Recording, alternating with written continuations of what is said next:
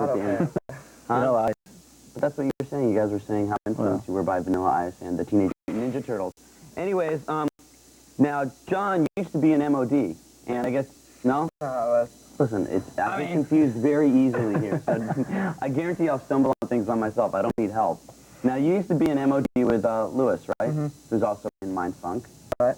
And how did you guys form this thing, and where'd you meet this guy? In hell, but, no. I'm still there.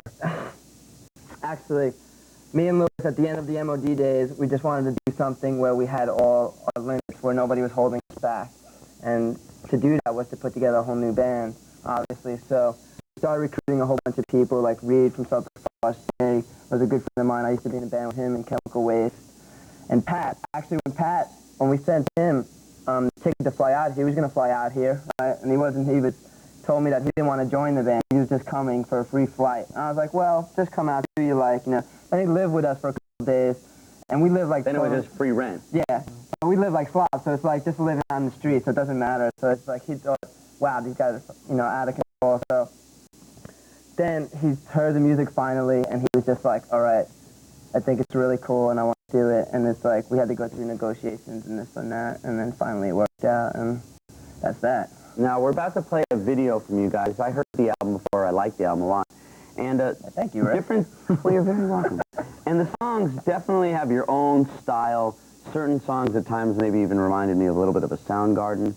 But the next song, the video we're about to play, is definitely your own style. What is your style? What are you guys doing? It's all different because I think because of the fact that we grew up all not knowing each other in all different areas, and then getting all those people who had totally different influences, and we're all different ages, you know, getting all those influences together, and that's what makes us, you know, and it's just a funk, you know, we don't try and, like, categorize it at all, you know, it's just our music. We just do what we do, and we jam, and we have a good time, and I think the fact that we're from all different, like, we all came from different backgrounds and geographical places as well. It's like they say, where you're from, we're like basically from America, you know, I'm from California and Louis from Chicago. Two guys are from New York, so it's real weird, and we all are into different stuff, like, but to us it's like we take like late 60s, early 70s kind of style and redo it in like a 90s way. Let's take a look at the way they do it. Here is Mind Funk with Big House Burning. Freak. Pat and John from the band Mind Funk on the Headbangers Ball. And when you ask them questions, just so you know, they won't answer you. No.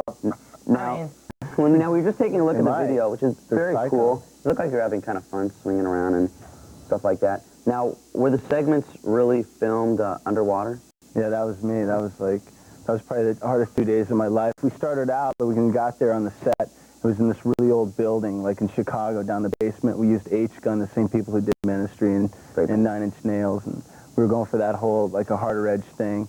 And we got there, and, like, we were just playing on the floor of the boiler room. I said, isn't there something we can do to, like, make this, like, a little more exciting? He's like, what? And I go, why don't we hang a chain from here and, like, I'll climb up and down it. Well, that lasted about 10 minutes because it was really hard to just stay in that thing.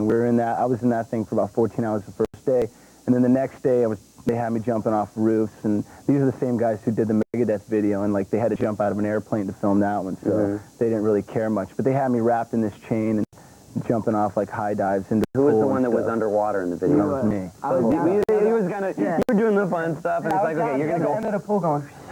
They're on paddle boards. Sharks there going, come on, be a little shark in our video and stuff. But it was cool. The only beat thing about it was, though, in the day, it started out well, and then towards the end of the night, we were all drenched and soaking. It was cold in the boiler room, and we were like, all right, this is enough. It's like being here, Rick, before. You're like, all right, enough. We've been here for hours already. And, hey, man. I mean, Thanks a lot. We'll be sure to invite you back real soon. All right, thanks. Anyway, by the way, we are going to be back talking to these guys, possibly. And it is the third and final hour of the Headbangers Ball. We've got debuts on the way from Sepultura, which is a Brazilian band, Creator, which I think is a German band, and Cyclone Temple. I'm really not sure where they're from. But right now it's time for the #2 Skull Crusher of the Week. Which is? Great White. Thank you. Call It Rock and Roll. I said that slowly because I always have a hard time saying it. So there's Great White, Call It Rock and Roll. The #2 Skull Crusher of the Week. I said it. Here it is. Here. Headbangers Ball, Ricky Rackman. Pat and John from a great new band called Mind Funk. You guys are a new band, right? Yeah. Yeah, we sometimes I call people new bands and find out they've been together for years. We've only been together since January of 1990, so a little bit over a year and a half. Now, when are you guys going to be playing live?